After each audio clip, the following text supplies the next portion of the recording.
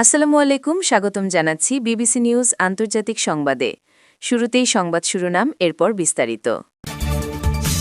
ইন্না লিল্লাহ।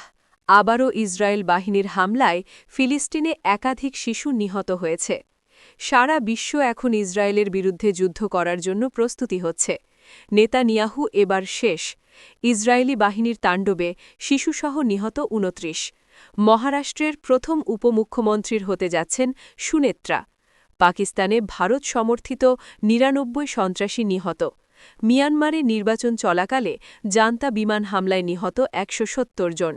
দর্শক, এতক্ষণ শুনছিলেন সংবাদ শিরোনাম। এখন বিস্তারিত। আপনি যদি ইসরায়েলের ধ্বংস চান এবং মুসলিমদের পাশে থাকেন, তাহলে ভিডিওতে লাইক করে চ্যানেলটি অবশ্যই সাবস্ক্রাইব করে দিবেন এবং আপনার মূল্যবান মতামত অবশ্যই কমেন্টে লিখে জানিয়ে দিবেন। এখন বিস্তারিত। ইসরায়েলি বাহিনীর তাণ্ডবে শিশুসহ নিহত ২৯।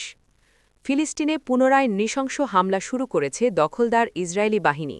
শনিবার ৩-১ জানুয়ারি ভোর থেকে দুপুর পর্যন্ত গাজার বিভিন্ন স্থানে চালানো এ নির্বিচার হামলায় ৬ শিশুসহ অন্তত ২৯ ফিলিস্তিনি প্রাণ হারিয়েছেন।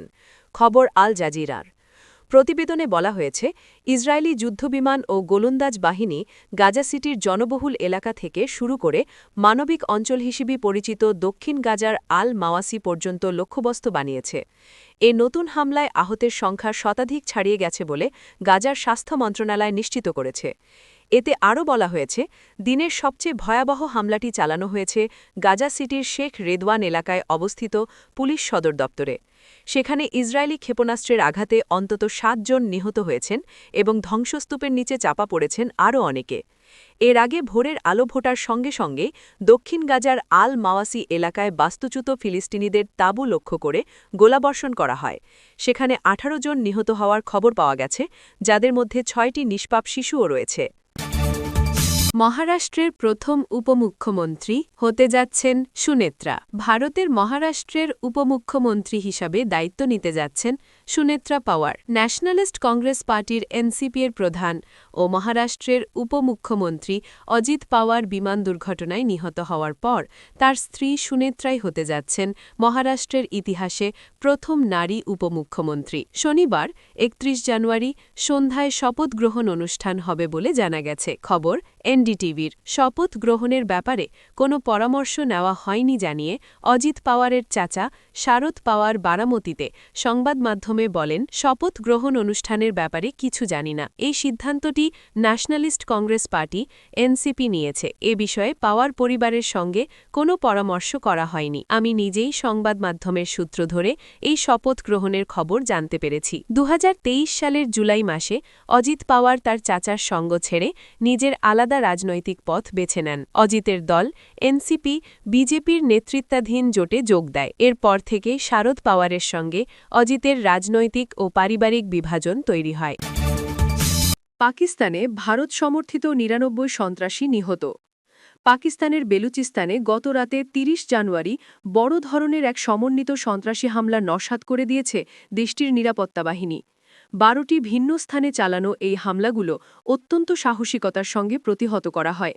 নিরাপত্তা সূত্রের বরাত দিয়ে জানানো হয়েছে, গত ৪৮ ঘণ্টায় বেলুচিস্তানে সামরিক বাহিনীর অভিযানে মোট ৯৯ জন সন্ত্রাসী নিহত হয়েছে।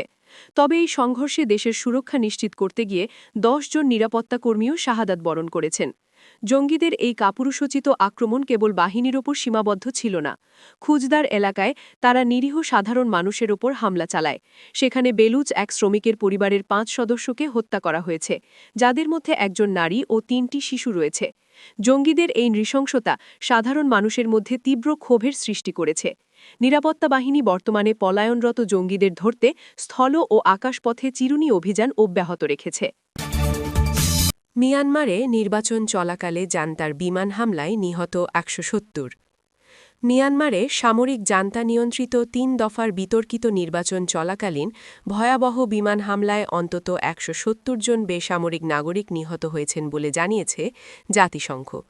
গত বছরের ডিসেম্বর থেকে জানুয়ারির শেষ সপ্তাহ পর্যন্ত চলা এই নির্বাচনী প্রচার ও ভোট গ্রহণের সময়কালে জান্তা বাহিনী অন্তত ৪০৮টি আকাশপথে হামলা চালিয়েছে।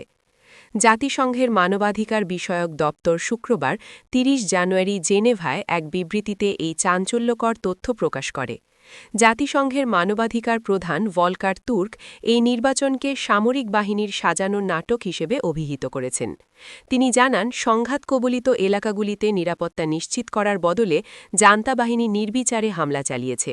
বিশেষ করে গত ২২ জানুয়ারি কাচিন রাজ্যের ভামো টাউনশিপের একটি জনবহুল এলাকায় চালানো বিমান হামলায় নারী ও শিশুসহ প্রায় ৫০ জন নিহত হওয়ার খবর পাওয়া গেছে। মানবাধিকার কর্মীদের মতে, অনেক নাগরিক জীবননাশের ভয়ে বা জান্তার চাপের মুখে ভোট দিতে বাধ্য হয়েছেন, যা আন্তর্জাতিকভাবে স্বীকৃত নাগরিক ও রাজনৈতিক অধিকারের পরিপন্থী।